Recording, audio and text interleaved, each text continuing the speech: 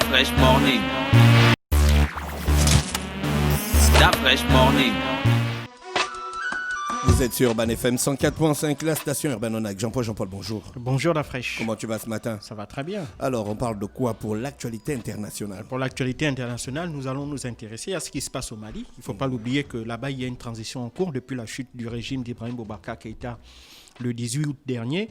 Et donc, le week-end qui vient de s'écouler est un week-end tout à fait très important pour les Maliens puisqu'on a mis en place un autre organe essentiel de la transition, c'est le Conseil national de transition. Alors, c'est un organe qui a été doté des pouvoirs de l'Assemblée nationale. Il ne faut pas l'oublier que le jour de la démission d'Ibrahim Boubacar Keïta le 18 août dernier, il avait également annoncé la dissolution du Parlement. Donc, c'est après la mise en œuvre d'une présidence de la transition qui est occupée par Mbandao, le colonel Mbandao, qui est un colonel à la retraite, qui avait été désigné par les membres du CNSP, donc le Conseil national de salut public. Il y a également le gouvernement qui a été mis en place dans la foulée le 5 novembre dernier, gouvernement dirigé par une personnalité chevronnée, très connue des hommes du grand public malien. Il s'agit de Mokhtar Ouane, qui était ancien ministre des Affaires étrangères. Et donc maintenant, il s'agissait de mettre en place l'organe qui devrait voter les textes de loi dans le cadre de cette transition-là. Et c'est justement le rôle qui est dévolu en lieu et place de l'Assemblée nationale, comme je l'ai dit, qui a été dissoute. C'est ce rôle qui est désormais dévolu au Conseil national de transition. Alors, ce Conseil national de transition est constitué de 121 membres, tous désignés, tous cooptés, par aussi bien d'un côté les acteurs politiques, les syndicats, les acteurs religieux et bien entendu les militaires qui occupent une place centrale même dans ce processus de transition-là. Et donc, sur les 121 membres, hier, il s'est également agi de désigner la personnalité qui devrait présider à ce Conseil national de transition. Et c'est le candidat unique, le colonel Malick Diop, il ne faut pas l'oublier, qui était le vice-président du comité national de salut public, donc la junte qui a renversé Ibrahim Boubacar Keïta et qui en était justement le porte-parole. C'est le colonel Malick Diop qui a donc été désigné président de ce Conseil national de transition. Alors donc, évidemment, il y a le rôle également de ce Conseil national de transition, ce sera de contrôler non seulement l'action du gouvernement, mais également valider la nomination d'autres organes de transition, parce qu'il ne faut pas l'oublier, le Conseil constitutionnel a été dissous également quelques jours avant la chute d'Ibrahim Boubacar Keïta. C'est cet organe-là qui sera chargé de justement régler tout le contentieux électoral qui suivra lors des élections qui seront organisées au terme de cette transition qui doit durer 18 mois, parce que c'est ce auquel les militaires se sont engagés vis-à-vis de la communauté internationale et particulièrement de la CEDEAO, la communauté économique des États d'Afrique de l'Ouest. Et donc, il y a ce Conseil constitutionnel et il y a un certain nombre d'autres institutions qui également devront être mises en place dans le cadre de cette transition, parce que l'objectif est de pouvoir déjà mettre en place un cadre juridique, un cadre institutionnel qui puisse permettre d'organiser des élections aussi bien présidentielles que législatives dans un cadre politique apaisé, évidemment, et dans lequel les résultats de ces élections ne pourraient souffrir d'aucune contestation. Et c'était justement l'une des exigences de la CEDEAO. Il faut savoir que la CEDEAO, bien qu'elle ait levé ses sanctions économiques au lendemain de la mise en place du gouvernement de transition, mais elle reste extrêmement présente sur le terrain et suit de très près l'évolution de cette transition-là. C'est la raison pour laquelle Nana Akufo-Addo, le président ghanéen, est depuis hier à Bamako pour discuter avec les autorités maliennes de l'évolution de la situation au lendemain de la mise en place de ce Conseil national de transition. Parce que cela ne s'est pas fait sans grincer des dents. Pourquoi ? Parce qu'évidemment, quand on regarde la panel de personnalités à l'intérieur de ce Conseil national de transition, on comprend que les militaires ont voulu, déjà garder la mainmise sur cet organe, comme ils ont la mainmise sur le gouvernement, il ne faut pas l'oublier, parce que sur les 25 membres du gouvernement, les militaires sont présents à tous les postes stratégiques, à la défense, à l'intérieur, à la défense, à la sécurité, à l'administration du territoire, donc au sein du ministère qui sera en charge des élections et à la réconciliation nationale. Et on retrouve également un proche des militaires, même si c'est un civil, au ministère de l'économie et des finances. Et on trouve également des représentants des groupes armés qui avaient signé les accords d'Alger de 2015. Ces représentants des groupes armés, on les retrouve notamment au ministère du Travail et au ministère de l'Agriculture.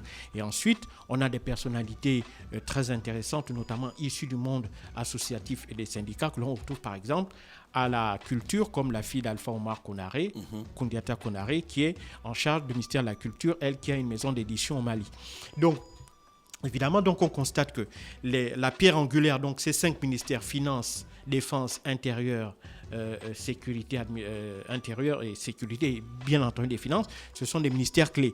Et là, ce sont des ministères stratégiques sur le plan de la politique intérieure. Et donc, évidemment, les militaires ont un droit de regard. Ils ont la même mise, même quasiment, si on peut dire, là-dessus. Ils ont également la même mise sur l'exécutif, parce qu'il ne faut pas l'oublier. Ce sont eux qui ont décidé Mbandao, qui est un colonel à la retraite, bien qu'il ait été ancien ministre de la Défense, et bien qu'il soit retourné chez les civils, puisqu'il est retraité. Et évidemment, il faut savoir que le colonel Gassemi Goïta, qui est le numéro 1 de la junte, est lui vice-président de la transition, donc c'est le numéro 2. Et donc, c'est dire qu'il est aux côtés de Mbandao, et donc lui, il aura évidemment un regard sur tous les dossiers qui seront évidemment traités dans le cadre de la transition par l'exécutif de transition. Donc, c'est dire que, évidemment, l'armée occupe une place incontournable dans le processus de transition.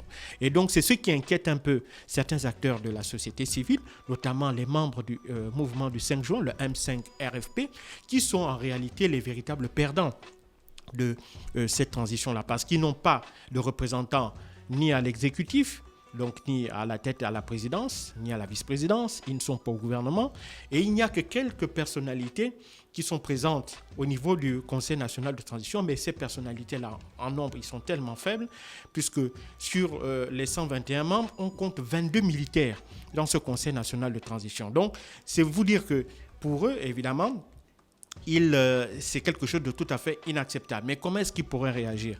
Là, des interrogations se posent, puisque sur la stratégie à adopter vis-à-vis de ces nouveaux organes de transition-là, tous ne sont pas d'accord. On a par exemple l'influent imam Mahmoud Diko, qui lui estime que dès lors qu'Ibrahim Boubacar Keïta avait été renversé le 18 dernier, eh ben donc le mouvement du 5 juin serait donc mort de sa belle mort. Et donc pour lui, les Maliens doivent soutenir évidemment les autorités de transition, y compris la junte. Et on sait que durant les mois qui ont suivi la chute d'Ibrahim Boubacar Keïta, d'énormes tractations se sont faites entre les militaires et la plupart des imams influents de Bamako, dont Mahmoud Diko. Et donc, on sait que certains d'entre eux ont même été cooptés et font partie du Conseil national de transition. Mahmoud Diko n'y est pas, parce qu'évidemment, lui, il a toujours refusé occuper un poste politique. Mais lui, il estime qu'évidemment, il sera toujours là en retrait et en tant que leader moral pour essayer, évidemment, de voir comment est-ce que les choses évoluent. Mais globalement, le M5 n'a véritablement pas su tirer son épingle du jeu au regard du rôle extrêmement influent et extrêmement important qu'il a joué durant la période qui va du mois d'avril au mois d'août. Parce qu'il ne faut pas oublier, chaque jour, le mouvement du 5 juin battait le pavé pour inciter les Maliens à aller dans la rue et réclamer la démission du président Ibrahim Boubacar Keïta. Donc à la chute de celui-ci et au regard des tractations qui avaient été mises en place, il semblerait que les militaires n'ont pas voulu leur accorder une place trop importante dans les différents organes de transition et donc dans le processus de transition en lui-même. La deuxième chose que l'on observe, c'est que les militaires ont véritablement écarté toutes les personnalités de l'ancien régime. Aucun membre du Rassemblement pour le Mali, le RPM, donc le parti d'Ibrahim Boubacar Keïta, aucune personnalité proche, même si elle n'est pas membre du parti, mais même les partis alliés, les partis qui étaient dans la majorité présidentielle sous le régime d'Ibrahim Boubacar Keïta, toutes ces personnalités, tous ces partis politiques-là ont été écartés, aussi bien du gouvernement que du Conseil national de transition. La troisième chose, c'est que les militaires ont voulu intégrer, bien qu'en gardant la main, ils ont quand même voulu intégrer un large panel de personnalités issues du monde politique, notamment du monde politique, du monde associatif, des syndicats, des groupes armés, parce qu'il ne faut pas l'oublier. On a le Front national de libération de l'Azawad, qui qui est un groupe armé qui existe depuis 2012 et qui est particulièrement actif au nord du Mali. Donc les groupes armés, et c'est un groupe qui a signé les accords de paix d'Alger de 2015. Donc les différents groupes armés également ont été appelés par les militaires pour que ceux-ci soient partie intégrante de ce processus de transition-là. Et puis, la troisième chose, c'est évidemment, c'est au regard de qu'est-ce qui va advenir après les 18 mois de la place de ces militaires-là, parce qu'on sait en général que lorsque les militaires également goûtent au pouvoir, il n'est pas aisé de les faire retourner dans leur caserne. Mais ça, évidemment, ça fera l'objet de notre discussion, et on le verra au moment même où le processus de transition sera achevé. Mais pour le moment, effectivement, les militaires ont répondu à certaines exigences, et pas des moindres, de la part de la communauté internationale, donc à savoir le transfert sans délai du pouvoir à un civil, c'est le cas à la présidence et au gouvernement.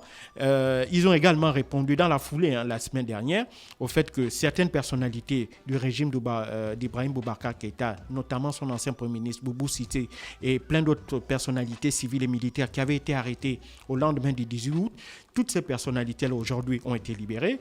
Ibrahim Boubacar Keïta, qui était absent depuis 2 mois à Bahreïn à Abu Dhabi, pour des raisons de santé, est rentré la semaine dernière, mercredi dernier, sans que aucune complication n'ait été faite sur son retour sur le territoire malien. Donc tout ça augure, tout ça satisfait pour le moment la CEDEAO, mais celle-ci reste particulièrement vigilante sur l'évolution du processus, et ce sera le cas lorsque les lois seront votées concernant l'organisation des élections, les différents candidats et les partis politiques qui seront appelés à y prendre part, comment est-ce que ces élections seront organisées, qui va y participer, évidemment, et les résultats. Donc tout ça, évidemment, la CEDEAO reste particulièrement vigilante sur ces questions-là. Et maintenant, ça, on va voir à partir de la semaine prochaine. Il est clair que, évidemment, le M5 est l'une des composantes qui n'a pas pu tirer véritablement son épingle du jeu, mais elle aussi, elle reste extrêmement mobilisée.